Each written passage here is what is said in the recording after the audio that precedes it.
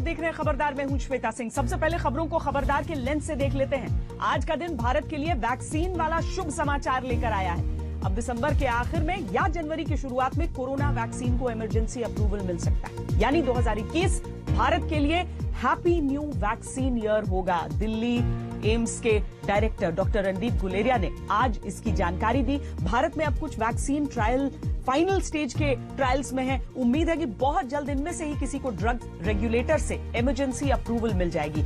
इसके बाद टीकाकरण शुरू हो पाएगा। ब्रिटेन और रूस में टीकाकरण की घोषणा के बाद आज भारत में भी वैक्सीन वाली गुड न्यूज आ गई। आज हिंदुस्तान के वैक्सीन प्लान का गहरा विश्लेषण करेंगे। आपको बताएंगे कि भारत में जिन वैक्सीन का फाइनल ट्रायल चल रहा है उनमें से किसे इमरजेंसी अप्रूवल मिलने की सबसे ज्यादा संभावना है।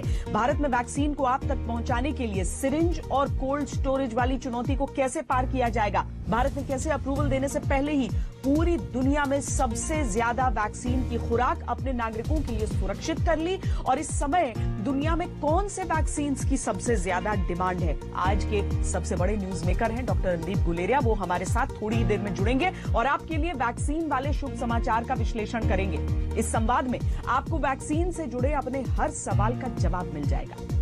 इसके अलावा किसानों और सरकार के बीच आज की लंबी बैठक, बातचीत और पूरी पॉलिटिक्स को डिकोड करेंगे। आज सरकार और किसान नेताओं के बीच चौथे दौर की बैठक हुई जो करीब 7.5 घंटे चली। इसमें किसान नेताओं और सरकार के बीच इस बात पर सहमति बनी कि 5 दिसंबर को 5वें दौर की बैठक की जाएगी, यानी समाधान नहीं मिला, अगली तारीख मिल गई है। ये किसानों के लिए सरकारी कृषि दर्शन का चौथा एपिसोड है। इस खबर के सभी पहलू आपके सामने रखेंगे, लेकिन सबसे पहले वैक्सीन वाली अच्छी खबर। पिछले करीब 1 वर्ष से दुनिया भर के देशों के बीच एक रेस चल रही थी। रेस इस बात की कि सबसे पहले कोरोना वैक्सीन कौन बनाएगा। अब इस रेस के रिजल्ट आने शुरू हो गए हैं। ब्रिटेन में अगले हफ्ते से कोरोना वैक्सीन उपलब्ध होगी। रूस के राष्ट्रपति व्लादिमीर पुतिन ने भी ऐलान कर दिया है कि उनके देश में अगले हफ्ते से कोरोना टीकाकरण की शुरुआत हो जाएगी। और अब भारत में भी कोरोना वैक्सीन लॉन्च में बहुत ज्यादा देर नहीं है। एम्स के डायरेक्टर डॉक्टर रणदीप गुलेरिया ने उम्मीद जताई है कि इसी महीने यानी दिसंबर के अंत तक या जनवरी की शुरुआत में देश को वैक्सीन का तोहफा मिल सकता है। यानी इस बार का न्यू ईयर विश होगा हैप्पी न्यू वैक्सीन ईयर।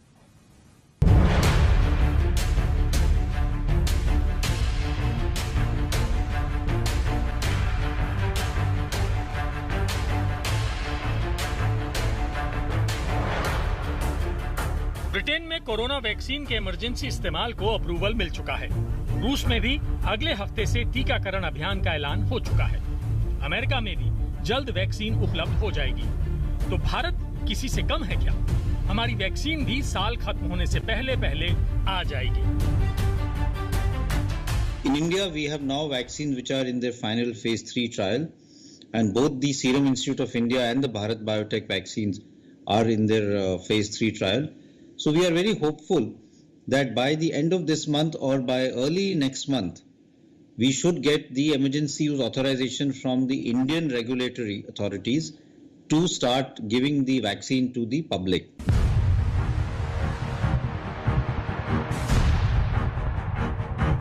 वैसे तो जब पीएम मोदी ने एक ही दिन में देश की 3 बड़ी लैब्स का दौरा किया था, तभी देश समझ गया था कि वैक्सीन आने में अब कुछ ही दिन बचे हैं और अब वो शुभ घड़ी बेहद नजदीक है। अब तो देखना ये है कि देश में सबसे पहले कौन सी वैक्सीन आती है, क्योंकि भारत में वैक्सीन की रेस में वैसे तो कई खिलाड़ी हैं, लेकिन 3 वैक्सीन इस रेस में सबसे आगे हैं।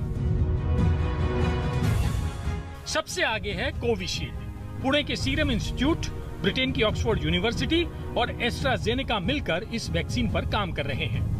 भारत के 17 सेंटर्स पर इस वैक्सीन का तीसरे चरण का परीक्षण चल रहा है। सीरम इंस्टीट्यूट के सीईओ अदार पूनावाला कह चुके हैं कि वो जल्द ही इस वैक्सीन के इमरजेंसी इस्तेमाल की मंजूरी के लिए अप्लाई करेंगे। दूसरे नंबर पर है कोवैक्सीन। ये स्वदेशी वैक्सीन है जिसका परीक्षण तीसरे चरण में पहुंच चुका है।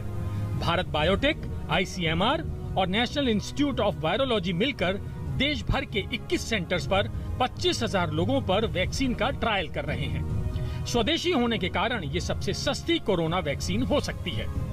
और तीसरे नंबर पर है ज़ायकोव डी। अहमदाबाद स्थित जायडस कैडिला इसी महीने वैक्सीन ट्रायल का तीसरा चरण शुरू करेगी। जायडस कैडिला की वैक्सीन अगले साल मार्च तक इस्तेमाल के लिए तैयार हो सकती है।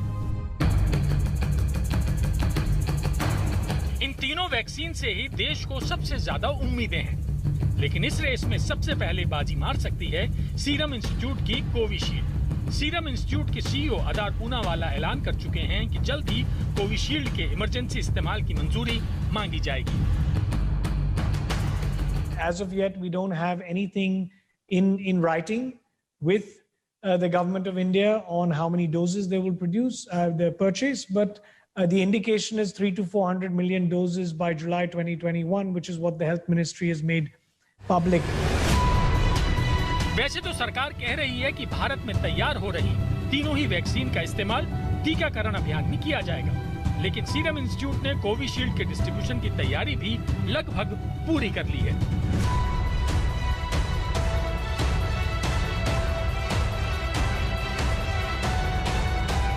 कोविशील्ड कोरोना संक्रमण पर 90% तक असरदार साबित हुई है। सीरम इंस्टीट्यूट ने कोविशील्ड के उत्पादन के लिए एस्ट्राजेनेका के साथ करार किया है। एस्ट्राजेनेका को कोविशील्ड के 100 करोड़ डोज तैयार करने के लिए कहा गया है। सीरम इंस्टीट्यूट के अदार पूनावाला ने कहा है कि आम जनता को जरूरी 2 खुराक की कीमत अधिकतम 1000 रुपए होगी। वैक्सीन अगले साल जनवरी के अंत तक आ सकती है। आम लोगों को ये वैक्सीन भारत में अप्रैल तक उपलब्ध हो सकती है और जुलाई 2021 तक भारत में 30 से 40 करोड़ लोगों को कोविशील्ड की डोज दी जा चुकी होगी। So I think there is now good data that the vaccines are very safe.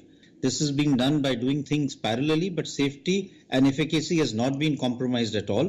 The number of people who have been vaccinated are almost 70 to 80,000 or even more. So if you look at that number, then we have not had any significant serious adverse effect.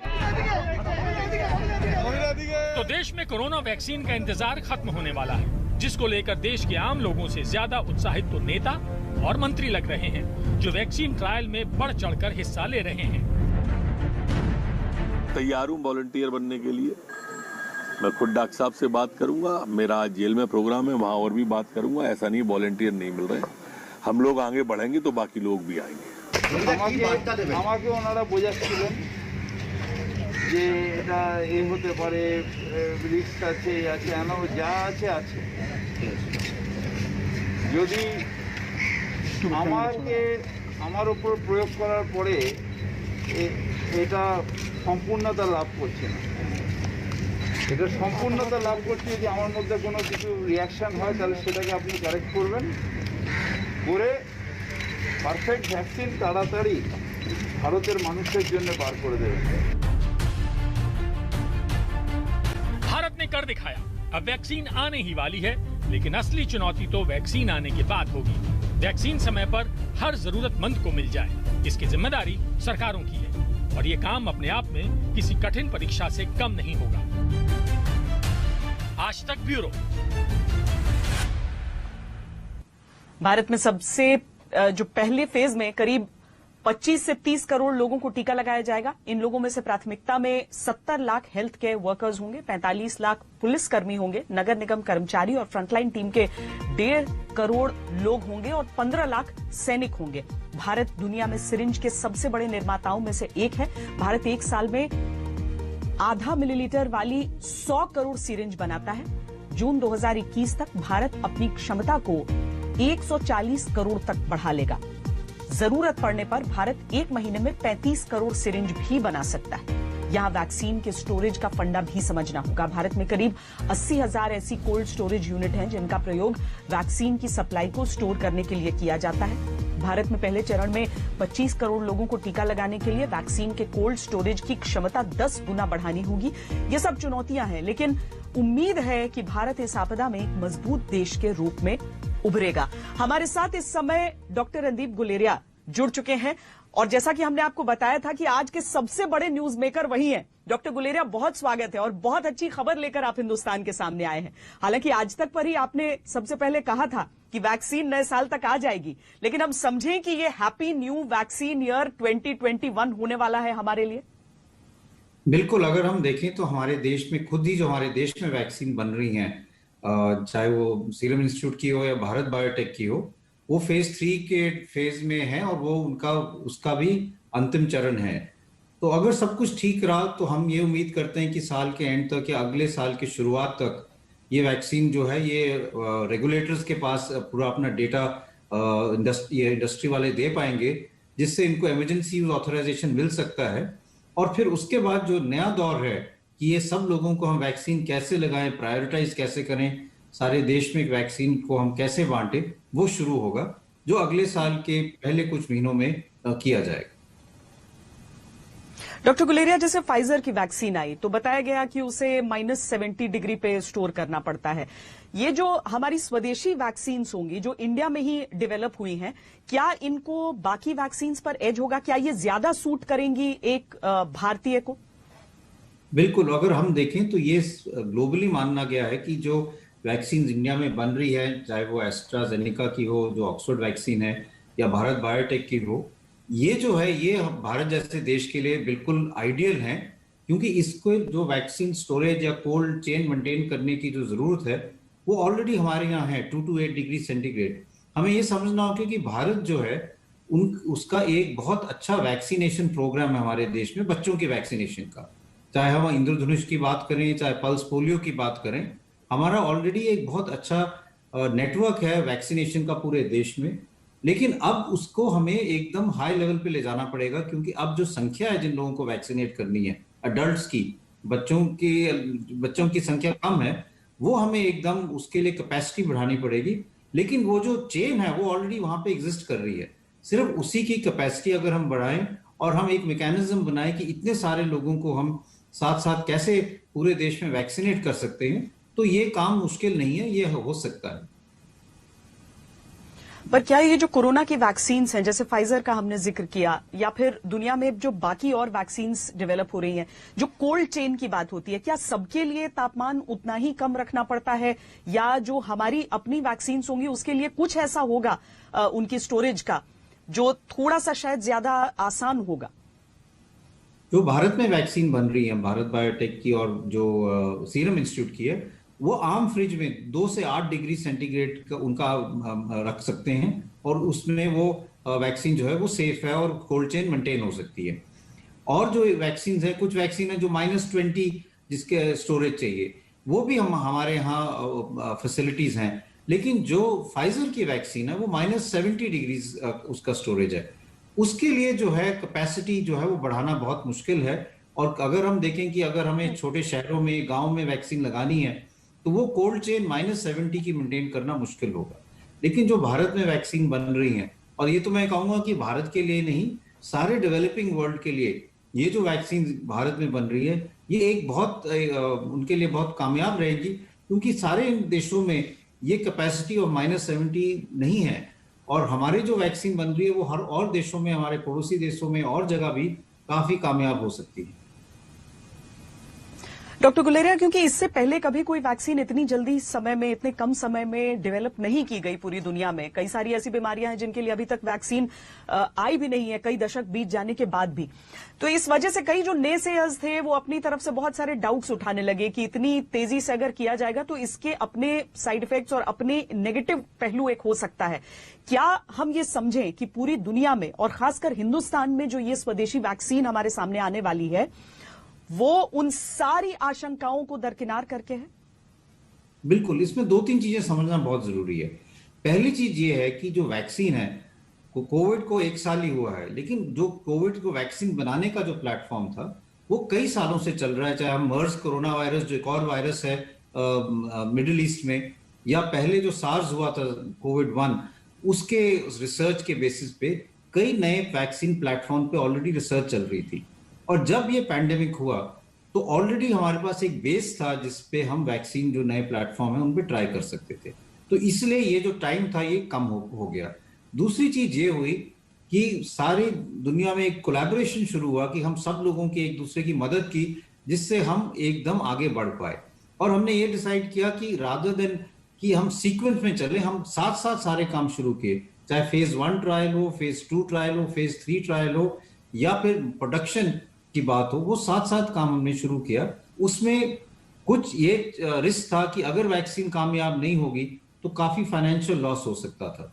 लेकिन वो risk लेके ये जो काम जो है, जो sequence में होता है कि पहले आप फेज 1 ट्रायल करते हो, उसका डेटा देखते हो, उसके बाद फेज 2 ट्रायल करते हो, उसका डेटा देखते हो, फिर फेज 3 ट्रायल करते हो, इसके ये सीक्वेंस की जगह सारी चीजें साथ साथ की गई, रिस्क लिया गया और वो उससे हमें टाइम जो है वो हमारा कम हो गया। लेकिन दो चीजें बहुत जरूरी हैं, एक सेफ्टी और एक एफिकेसी, और इन दोनों चीजों में बिल्कुल कॉम्प्रोमाइज नहीं हुआ है। और ये बहुत जरूरी है कि इस दोनों चीजों में कॉम्प्रोमाइज ना हो, क्योंकि हम ये चाहते हैं कि जब हम पूरे देश को वैक्सीन लगाएं तो वो सेफ होनी चाहिए।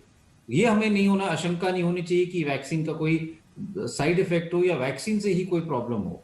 और दूसरा उसका असर होना चाहिए, एफिकेसी होनी चाहिए कि वो मोर्टेलिटी घटाए, लोगों की डेथ रेट कम करें, जो हमारे बुजुर्ग लोग हैं, हाई रिस्क ग्रुप हैं, उनमें जो डेथ्स हैं वो ना हो, और जो चेन ऑफ ट्रांसमिशन है उसको हम रोकें। तो जिन लोगों को इन्फेक्शन होने के ज्यादा चांसेस हैं, फ्रंटलाइन वर्कर्स हैं, हेल्थ केयर वर्कर्स हैं, उनको हम वैक्सीनेट करें, जिससे ये दोनों चीजें हों कि एक तो केसेस कम हो क्योंकि वो चेन ऑफ ट्रांसमिशन टूटेगा, और दूसरा मोर्टेलिटी कम हो, डेथ्स कम हो, क्योंकि जो हाई रिस्क ग्रुप है उनको हम वैक्सीनेट कर पाएंगे। डॉक्टर गुलेरिया, फिर हिंदुस्तान में पहले तो ऐसा सबको लगा कि शायद सबको वैक्सीनेशन हर व्यक्ति तक पहुंचेगा, लेकिन ये 30-35 करोड़ की संख्या अगर कही जा रही है कि सिर्फ उतनों को वैक्सीन मिलेगा, तो इसके पीछे की सोच क्या है? तो जैसे मैंने अभी कहा कि हमारे पीछे हम वैक्सीन लगाने के साथ साथ क्या चाहते हैं, हम दो चीजें चाहते हैं। एक ये चाहते हैं कि हमारी डेथ्स बिल्कुल कम हो जाए, जीरो ही हो जाए, कि कोई व्यक्ति कोविड के कारण ना मरे। तो इसलिए जो हाई रिस्क ग्रुप हैं, जिनमें सबसे ज्यादा मोर्टेलिटी है, बुजुर्ग लोग हैं, एल्डरली हैं, कोमॉर्बिडिटी वाले हैं, उनको हम वैक्सीनेट करें। दूसरा हम ये चाहते हैं कि जो केसेस हैं वो एकदम कम हो, जिससे हमारी जो लाइफ है वो बैक टू नॉर्मल हो जाए। उसके लिए हमें ये करना है कि चेन ऑफ ट्रांसमिशन को रोकना है। तो अगर हम एक सफिशिएंट मास को वैक्सीनेट कर पाए तो वो जो व्यक्ति, एक इन्फेक्टेड व्यक्ति और आगे इन्फेक्शन नहीं फैला पाएगा, क्योंकि उसके आसपास अगर सफिशिएंट लोग वैक्सीनेटेड हैं तो वैक्सीन की जो स्प्रेड है वो नहीं हो पाएगी। तो इसीलिए ये जरूरी नहीं है कि हमें पूरे 100% लोगों को वैक्सीनेट करना है। अगर पॉपुलेशन जो है, एक सिग्निफिकेंट मास जो है, नंबर वैक्सीनेट हो जाए, जिससे स्प्रेड जो है बीमारी का वो रुक जाए, तो केसेस एकदम कम हो जाएंगे, हमारे केसेस भी कम होंगे और हमारी डेथ रेट भी कम होगी। लेकिन इस सारे जो अभियान है इसमें कुछ टाइम लगेगा, इसलिए आस्ता आस्ता कुछ महीनों में ये होगा, और आस्ता आस्ता जैसे जैसे वैक्सीन के डोजेस बढ़ेंगे तो हो सकता है कि इससे ज्यादा मात्रा में भी लोगों को वैक्सीनेट किया जाए। तो क्या ये सही है कि जिन लोगों को पहले ही कोरोना हो चुका है वो वैक्सीनेशन के लिए प्रायोरिटी नहीं रहेंगे? देखिए, ये बहुत मुश्किल है कि हम ये पता करें कि किनको कोविड हुआ है और किनको नहीं हुआ है, क्योंकि हम ये भी मानते हैं कि ऑलमोस्ट 30 से 40% ऐसे लोग हैं जिनको कोविड हुआ है और उनको पता भी नहीं चला, वो एसिम्प्टोमेटिक रहे और वो ठीक हो गए। और जब हम सीरो सर्वेलेंस करते हैं तो हम ये देखते हैं कि उनमें एंटीबॉडीज आ गई हैं, तो हम ये कहते हैं कि आपको कोरोना कभी हुआ था और अब आप ठीक हो गए। इन लोगों को आइडेंटिफाई करने में जो मेहनत लगेगी, उसका जो हमारे पास टाइम वेस्ट होगा, उसका कोई फायदा नहीं है। इसका ये मतलब हो कि हम सारे लोगों को पहले टेस्ट करें कि आप में एंटीबॉडीज हैं, और फिर उसकी रिपोर्ट के बाद डिसाइड करें कि आपको वैक्सीन लगनी चाहिए या नहीं लगनी चाहिए। मेरा ये मानना है कि ये जो एक्सरसाइज है, इससे टाइम भी वेस्ट होगा, खर्चा भी ज्यादा आएगा, और इसीलिए हमें सब लोगों को वैक्सीनेट करना चाहिए, चाहे उनको कोविड हुआ है या नहीं हुआ है। उससे एक और फायदा भी है, तो क्या कि हम ये कहते हैं कि हमें ये पता नहीं कि इम्यूनिटी कितनी देर रहेगी, और जिसको मान लो मई में कोविड हुआ था, अब उसकी इम्यून रिस्पॉन्स कितना है। तो हो सकता है कि अगर हम उनको वैक्सीन दें तो एक उसका बूस्टर इफेक्ट हो जाए, तो उसकी इम्यूनिटी फिर से बढ़ जाए और उसको काफी हद तक उससे राहत मिल जाए। इसलिए सब लोगों को वैक्सीनेट करना चाहिए, वो प्रैक्टिकल भी है और उसमें काफी हद तक लॉन्ग टर्म फायदा भी रहेगा। तो पहले फेज में भले ही 30-35 करोड़ हैं सिर्फ, आपके हिसाब से क्या पूरी पॉपुलेशन को आखिरकार अंतिम चरण तक सबको वैक्सीनेट करना चाहिए? देखिए, इस पे ये जरूरी नहीं है, और ये डिपेंड करेगा कि पैंडेमिक आगे कैसे बिहेव करता है और वैक्सीन की एफिकेसी कैसी रहती है। अब इसमें 2-3 चीजें मैं समझाना चाहूंगा। एक तो हम कहते हैं एफिकेसी और एक कहते हैं इफेक्टिवनेस। दोनों में कुछ थोड़ा सा अंतर है। एफिकेसी जो है वो हम जैसे कह रहे हैं कि एफिकेसी 94% है, 70% है, ये जो है फेज 3 ट्रायल में है। इफेक्टिवनेस होता है जब हम वैक्सीन बहुत सारे लोगों को, आम जनता को लगाते हैं, तो थोड़ा सा एफिकेसी से इफेक्टिवनेस थोड़ी सी कम हो सकती है या उतनी ही रह सकती है। क्योंकि तब हम आम जनता को लगा रहे हैं और उनमें कई और कोमॉर्बिडिटीज है, कई और कंडीशन है जो फेज 3 ट्रायल में हमने कवर नहीं की थी। तो हो सकता है कि एफिकेसी और इफेक्टिवनेस साथ साथ ना जाए। दूसरा ये है कि पैंडेमिक कैसे बिहेव करता है और वैक्सीन उसको कैसे कंट्रोल करती है। अगर हम ये कहें कि हमारी वैक्सीन इतनी अच्छी है कि वो पूरी स्टेराइल इम्यूनिटी देती है, कि जिसको हमने वैक्सीनेट किया उसको कोविड बिल्कुल ही नहीं हुआ, इतनी एंटीबॉडीज बन गई कि वो वायरस उसके जैसे उसको एक्सपोजर हुआ तो इन्फेक्शन बिल्कुल हुआ नहीं, तो फिर हम ये कह पाएंगे कि बिल्कुल हम पैंडेमिक कंट्रोल कर लेंगे इमीडिएटली और शायद बहुत ज्यादा लोगों को वैक्सीन करने की जरूरत ना पड़े।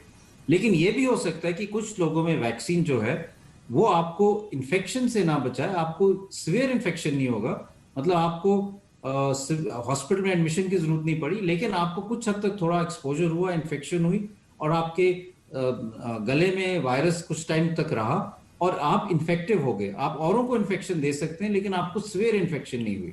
वैक्सीन इस टाइप की प्रोटेक्शन भी दे सकता है। तो अगर ऐसा होगा तो फिर पैंडेमिक कुछ हद तक और कुछ और देर तक चल सकता है और फिर हमें और ज्यादा लोगों को वैक्सीनेट करना पड़ेगा। तो जैसे पैंडेमिक बिहेव करेगा और जैसे वैक्सीन की एफिकेसी आगे आएगी तो ये दोनों चीजें डिसाइड करेगी कि कितने लोगों को हमें वैक्सीनेट करना पड़ेगा। एक और फाइनल चीज वो है कि वैक्सीन कितनी देर तक कामयाब रहती है, उसकी इम्यूनिटी कितनी देर रहती है। लोगों का मानना है कि ये कम से कम 9 महीने साल भर रहेगी, लेकिन ये तो हम फॉलोअप में ही पता चलेगा कि फिर से आपको वैक्सीनेट करने की जरूरत तो नहीं है। तो वो भी डिसाइड करेगा कि हमें जिन लोगों को वैक्सीनेट किया है 1 साल बाद या 2 साल बाद फिर से वैक्सीनेशन की जरूरत तो नहीं पड़ेगी जिससे ये फिर से इन्फेक्शन ना हो। तो ये सारी चीजें अगले साल हमें कुछ महीनों में आइडिया होगा और तभी हम ये कह पाएंगे कि एक्चुअली कितने लोगों को वैक्सीनेट करना चाहिए जिससे हम पैंडेमिक से छुटकारा पा पाए। हालांकि बाकी जो बीमारियां होती हैं उनके साथ एक सीजन शब्द भी जुड़ जाता है। फ्लू सीजन में फ्लू, उससे पहले लोग चाहते हैं कि फ्लू शॉट्स वगैरह ले लें। कोरोना के लिए आपको लगता है कभी कोई सीजन होगा ऐसा कि उससे पहले लोग सोचें कि चलो हम अपने आप को वैक्सीनेट करवा लेते हैं? क्या आपके हिसाब से दुनिया नॉर्मल हो पाएगी? जैसा हम पहले जीते थे वैसा इन वैक्सीन के आने के बाद हमारी जिंदगी नॉर्मल हो सकती है? हाँ बिल्कुल, हमारी जिंदगी नॉर्मल हो सकती है, लेकिन जिंदगी को नॉर्मल होने में 2 फेजेस होंगे। एक फेज ऐसे होगा जब केसेस बिल्कुल कम हो जाएंगे और हमें अपने तरफ से सतर्क तब भी रहना पड़ेगा, मास्क लगाने पड़ेंगे, थोड़ा केयरफुल रहना पड़ेगा। लेकिन फिर इस अगले साल के एंड में या उसके अगले साल में ऐसा सिचुएशन आ सकती है कि हम कहें कि अब बिल्कुल ही कम केसेस हो गए हैं और हम बिल्कुल back to normal pre COVID era में भी पहुंच गए हैं। तो ये 2 फेजेस में पैंडेमिक बिहेव कर सकता है। ये तो अगले साल में जैसे जैसे वैक्सीन सब लोगों को लगेगी तो हमें क्लियर हो जाएगा कि आगे कैसे बिहेव करेगा। डॉक्टर गुलेरिया, हमने पहले भी देखा है बाकी बीमारियों के लिए जब वैक्सीन आई बड़ी मुश्किल हुई अथॉरिटीज को, लोगों को ये कन्विंस करने में कि ये वैक्सीन लगाना चाहिए। अगर हम वाकई एक ऐसे दौर की तरफ देखते हैं जहां पर सारे के सारे वो इम्यूनिटी डेवलप कर लें अपने भीतर, आपको लगता है कि भारत में एक ऐसा कैंपेन भी चलाने की आवश्यकता पड़ेगी कि लोग भरोसा करें और आगे आए लगवाने के लिए इन वैक्सीन को? बिल्कुल, मेरा ये मानना है कि वैक्सीन प्रोडक्शन, वैक्सीन डिस्ट्रीब्यूशन के साथ साथ वैक्सीन में लोगों में अवेयरनेस जो है क्रिएट करना कि ये सेफ है, इफेक्टिव है और उससे हमें पैंडेमिक से छुटकारा मिलेगा, वो अवेयरनेस भी बहुत जरूरी है। और इसके लिए कई हम कदम कर सकते हैं। मेरा ये मानना है कि प्रोमिनेंट लोग हैं, हेल्थ केयर वर्कर्स हैं, डॉक्टर्स हैं, उनको आगे आना चाहिए और वैक्सीन खुद लगानी चाहिए कि देखो हम वैक्सीन लगा रहे हैं तो हमें पता है कि ये सेफ है, इसलिए उससे लोगों में भी कॉन्फिडेंस आएगा। तो अगर हेल्थ केयर वर्कर्स और सीनियर डॉक्टर्स जो हैं वो खुद वैक्सीन अपने में लगाएंगे तो और लोगों में भी कॉन्फिडेंस आएगा कि अगर डॉक्टर साहब लगा रहे हैं तो हम भी लगा सकते हैं। इसी तरह से हमें कैंपेन करके लोगों में अवेयरनेस बढ़ानी है कि ये वैक्सीन जो है ये सेफ है, इसको लगाने से हमें फायदा होगा, हमारी इकोनॉमी को फायदा होगा, लोगों को बैक टू नॉर्मल आने में फायदा होगा, हम जल्दी बैक टू नॉर्मल आ पाएंगे। लेकिन साथ वैक्सीन आने के साथ साथ हमें लोगों में अवेयरनेस और वैक्सीन के बारे में उसका जो फायदा है उसके लिए भी लोगों में अवेयरनेस बढ़ानी पड़ेगी, क्योंकि ये बात सही है कि हर एक नई चीज में लोगों को थोड़ा शक रहेगा और इस वैक्सीन के साथ तो और भी ज्यादा शक रहेगा, क्योंकि वो कहेंगे कि एक इतने कम समय में वैक्सीन बनी है, पता नहीं अगर लगा लिया तो बाद में जाके हमें क्या हो सकता है। लेकिन ये लोगों को समझना चाहिए कि वैक्सीन जो है ये इसकी सेफ्टी में बहुत ज्यादा ध्यान दिया गया है। और अगर हम पूरे डेटा को कंबाइन करें, अगर हम सारे वैक्सीन ट्रायल्स को कंबाइन करें जो फेज 3 में हुई हैं, तो 80,000 से ज्यादा लोगों को दुनिया में वैक्सीन लग चुका है अभी। अगर हम सारी वैक्सीन जो देखें, चाहे वो मॉडर्ना की हो, चाहे एस्ट्राजेनेका की हो, चाहे वो फाइजर की हो, और अभी तक किसी भी ट्रायल में कोई मेजर सिग्नल ऐसा नहीं आया कि काफी ज्यादा लोगों को कोई मेजर साइड इफेक्ट हुआ हो। इसलिए जो सिग्नल्स अभी तक आए हैं सारे वैक्सीन ट्रायल से, वो बहुत इंकरेजिंग है कि वैक्सीन इफेक्टिव भी है और सेफ है। अब हम यही कह सकते हैं कि लॉन्ग टर्म कोई साइड इफेक्ट होगा, तो वो तो हर एक वैक्सीन जो हम लगाते हैं उसका लॉन्ग टर्म साइड इफेक्ट तो 6 महीने, साल, 2 साल बाद ही पता चलता है, लेकिन वो बहुत कम चांसेस हैं कि उसका कोई लॉन्ग टर्म साइड इफेक्ट हो। मेन साइड इफेक्ट जो है वो पहले 2-3 महीने में ही पता चल जाते हैं।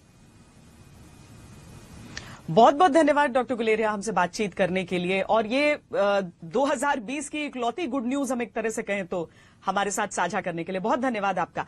क्योंकि दुनिया भर के देशों में एक तरह से एक रेस सी चलती रही कि वैक्सीन सबसे पहले कौन बनाएगा। भारत के जो वैज्ञानिक रहे, जो चिकित्सक रहे, उन्होंने बहुत मैच्योरिटी दिखाई, बहुत परिपक्वता के साथ सारे स्टेजेस ट्रायल के पूरे करके अब दिसंबर के अंत या जनवरी की शुरुआत में आपको नई वैक्सीन, स्वदेशी वैक्सीन मिल सकती है, और ये भारत के लिए एक बहुत बड़ी उपलब्धि है। छोटे से ब्रेक के लिए रुक रहे हैं, आप रहिए खबरदार।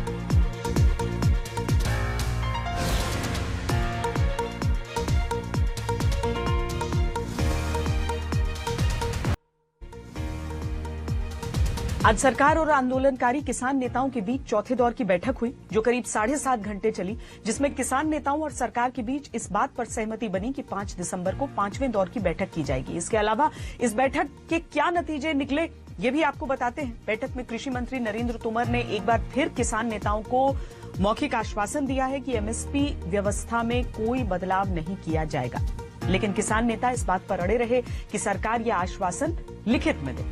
बैठक में किसानों ने कहा कि उन्हें चिंता है कि नए कानून से मंडियां खत्म हो जाएंगी, जिस पर कृषि मंत्री ने कहा कि सरकार यह विचार करेगी कि मंडियां सशक्त हों और इसका उपयोग बढ़े। किसान नेताओं ने बैठक में संसद का विशेष सत्र बुलाकर कृषि कानून रद्द करने की मांग की, लेकिन कृषि मंत्री ने कहा कि कानून रद्द तो नहीं होगा, लेकिन उसमें उचित संशोधन करने के लिए सरकार तैयार है। कुल मिलाकर 7.5 घंटे की मैराथन बैठक में सरकार और किसान नेताओं के बीच कुछ बातों पर सहमति जरूर बनी है, लेकिन किसान कृषि कानून को पूरी तरह रद्द करने पर अड़े हुए हैं और सरकार इस मुद्दे का बातचीत से हल निकालने के लिए अपनी प्रतिबद्धता जता रही है। किसानों और नेताओं के बीच भी सरकार के साथ 5 दिसंबर को 5वीं बैठक करने पर आम सहमति बन गई है। अब इंतजार 5 दिसंबर का है, तब तक दिल्ली में किसान आंदोलन जारी रहेगा। अब हम आपको विज्ञान भवन में किसान नेताओं के सामने सरकार के कृषि दर्शन के ताजा अध्याय की शुरुआत से लेकर समाप्ति तक की हाइलाइट्स दिखाते हैं।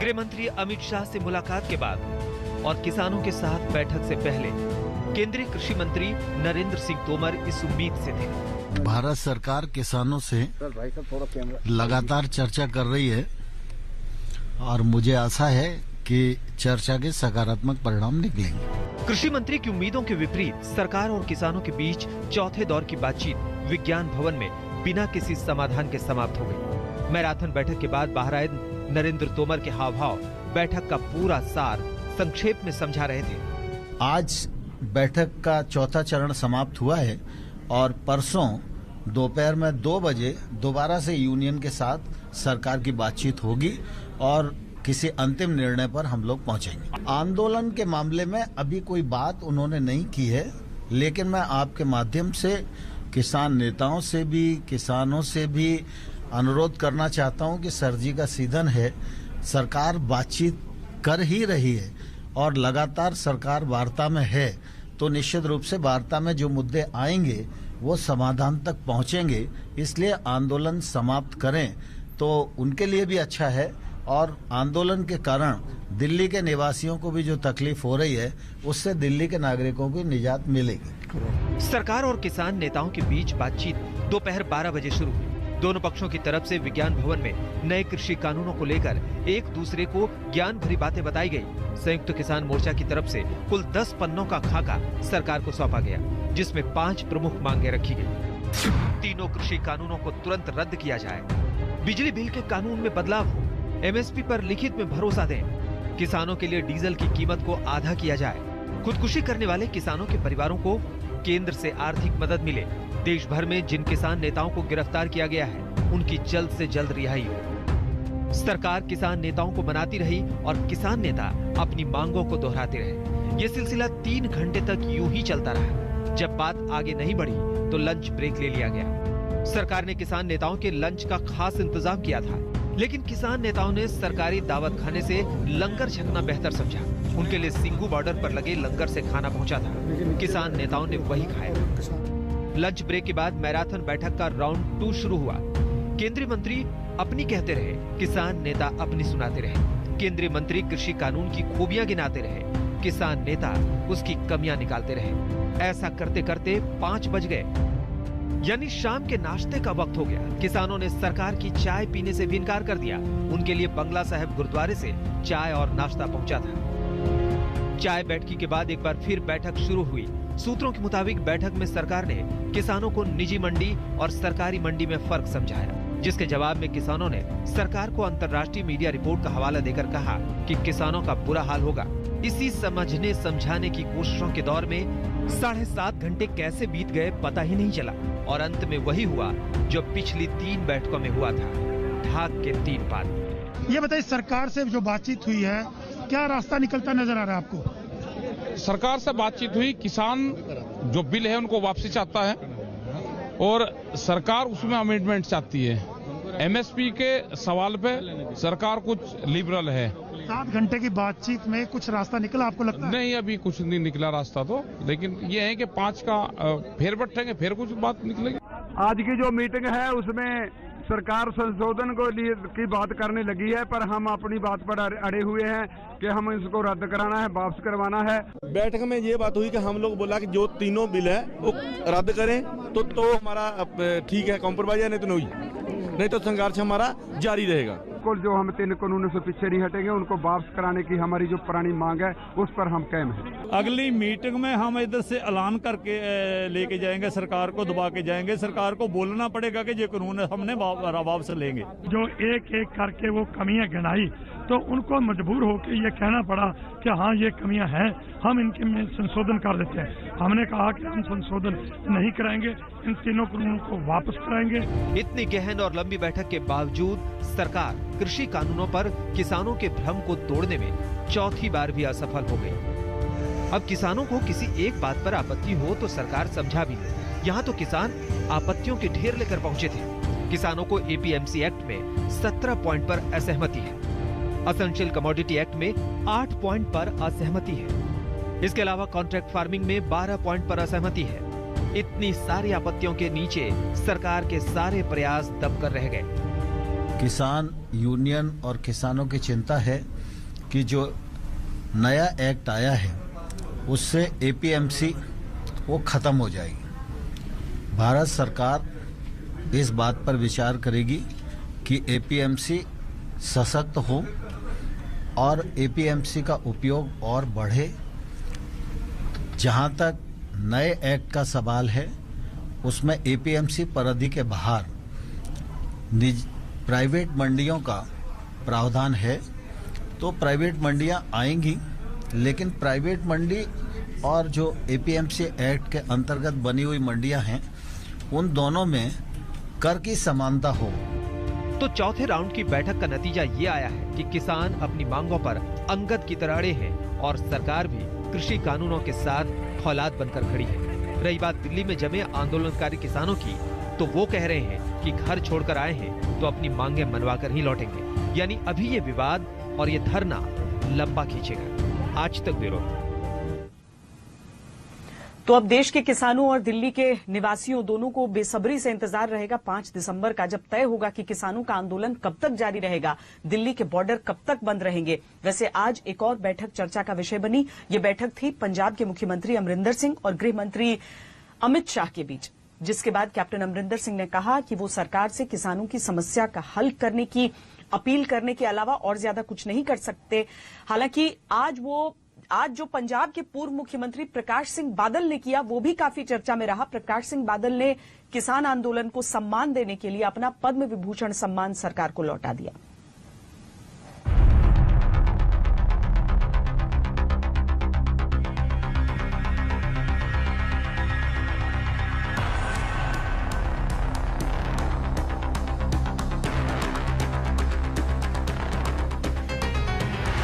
सरकार और किसानों के बीच बैठक से पहले एक बैठक और हुई केंद्रीय गृह मंत्री अमित शाह और पंजाब के मुख्यमंत्री कैप्टन अमरिंदर सिंह के बीच, जिसके लिए वो दिल्ली के बॉर्डर पर किसान आंदोलन का जायजा लेते दिल्ली में अमित शाह के आवास पहुंचे। अमित शाह से मुलाकात के बाद कैप्टन ने किसान आंदोलन की दिशा बदलने की कोशिश की। मैं दोनों एक गल दस चुके हैं कि मैं गृह मंत्री साहब नाल सिर्फ इन्ना कहना है कि साडी पोजीशन है पंजाब दे विच ਉਹਨੂੰ मैं बुराई है उन्होंने दे कोल और नाले मैं उन्होंने कहा है कि ਇਹਦਾ कोई हल निकलना चाहिए जल्दी ਤੇ ਉਹਨਾਂ ਨੂੰ अपील की है और आप दे राही मैं अपील कर रहा पंजाब के किसानों ਨੂੰ भी ਇਹਦਾ हल ਆਪਾਂ जल्दी ਕੱਢੀਏ क्योंकि पंजाब की आर्थिकता ते भी असर पै रहा है और नेशनल सिक्योरिटी ते भी असर पै रहा है। पंजाब की अर्थव्यवस्था तो ठीक है, लेकिन किसानों को ये समझ नहीं आया कि उनके आंदोलन से देश की सुरक्षा को क्या खतरा है। कैप्टन की बात का मतलब समझाया पायलट ने। इस देश में जो 2/3 जनसंख्या हमारी कृषक जमीन से जुड़ी हुई है, वो सड़कों पर हैं, वो अपने आप को अनाथ महसूस कर रहे हैं, रास्ते जाम हैं, दिल्ली को घेर लिया गया है, 8 दिन से ऐसी स्थिति बनी हुई है। क्या किसी को अंदाजा नहीं था कि किसान इतने भयभीत, इतने विचलित, इतने आक्रोशित हो सकते हैं? किसी ने कोई चर्चा नहीं करी और उन्होंने कहा कि बिल्कुल सही कहा, देश की राजधानी पर जब किसान गांधीवादी तरीके से अपना धरना देकर बैठे हैं तो कौन कहेगा हम सुरक्षित हैं? ये बात आंतरिक अंतर्राष्ट्रीय सुरक्षा की नहीं है, ये बात विश्वसनीयता की है, ये बात लोगों के जहन में विश्वास पैदा करने की है।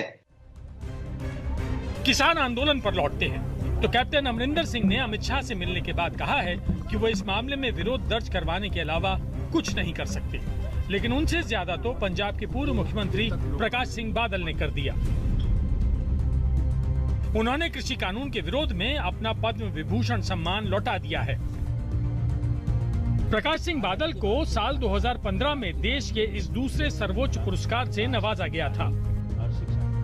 प्रकाश सिंह बादल ने राष्ट्रपति रामनाथ कोविंद को एक चिट्ठी लिखकर अवार्ड वापसी की वजह बताई है। उन्होंने लिखा है, मैं जो हूं वो लोगों की वजह से हूं, खास करके आम किसानों के। आज जब वो अपने सम्मान से ज्यादा खो चुके हैं तो मुझे पद्म विभूषण सम्मान रखने में कोई बात नहीं दिखती, इसलिए मैंने विरोध में अपना सम्मान लौटाने का फैसला किया है। बादल साहब को मैंने इतना विचलित अपने इस परिवार में 30 सालों में मैंने नहीं देखा है जितना पिछले कुछ हफ्तों में और पिछले 6 दिनों में।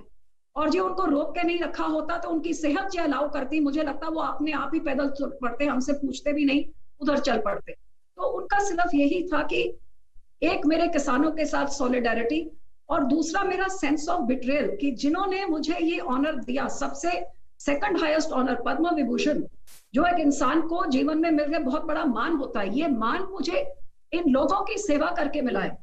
लेकिन आज जैसा का वतीरा उन लोगों के साथ हो रहा है तो फिर उन लोगों से क्या ये पद्म विभूषण लेना जो मेरे अपनों के साथ ये करते हैं। प्रकाश सिंह बादल के मुताबिक उनके पास किसानों के साथ एकजुटता दिखाने के लिए और खोने के लिए कुछ नहीं है।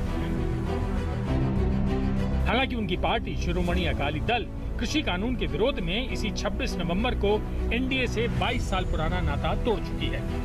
उससे पहले 17 सितंबर को मोदी सरकार में शिरोमणि अकाली दल की इकलौती मंत्री हरसिमरत कौर भी मंत्री पद से इस्तीफा दे चुकी है।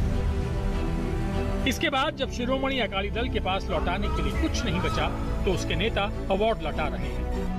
2.5 महीने से हम यही सोच रहे थे कि अभी मसला हल हो जाएगा, अभी ठीक हो जाएगा, अभी मान जाएगी सरकार। जब वो माने नहीं अभी, तो जब वो बॉर्डर पे जाके बैठ गए लाखों लोग, जिसमें हमारी बुजुर्ग औरतें भी हैं, बहनें भी हैं, बच्चे भी हैं और बुजुर्ग आदमी भी हैं, बहुत हैं, जो उनकी हालत देख के कोई भी बर्दाश्त नहीं कर सकता। इतनी पीड़ा हुई दर्द को कि सरकार अभी नहीं मान रही। वैसे किसान आंदोलन को लेकर सिर्फ लौटाने की ही नहीं बल्कि बहुत कुछ हासिल करने की भी कोशिशें चल रही हैं, जैसे कि सियासी माइलेज। पश्चिम बंगाल की मुख्यमंत्री ममता बनर्जी 4 दिसंबर को बैठक करके किसान आंदोलन में टीएमसी के कूदने की रणनीति तय करेंगी। यानी रोटियां सिर्फ आंदोलन में शामिल किसान ही नहीं सेक रहे, फर्क इतना है कि किसानों की रोटियां दिल्ली की सर्दी में खुले मैदानों में सिक रही हैं और नेताओं की रोटियां सियासत के गलियारों में। आज तक ब्यूरो। रुक रहे हैं एक छोटे से ब्रेक के लिए, आप रहिए खबरदार।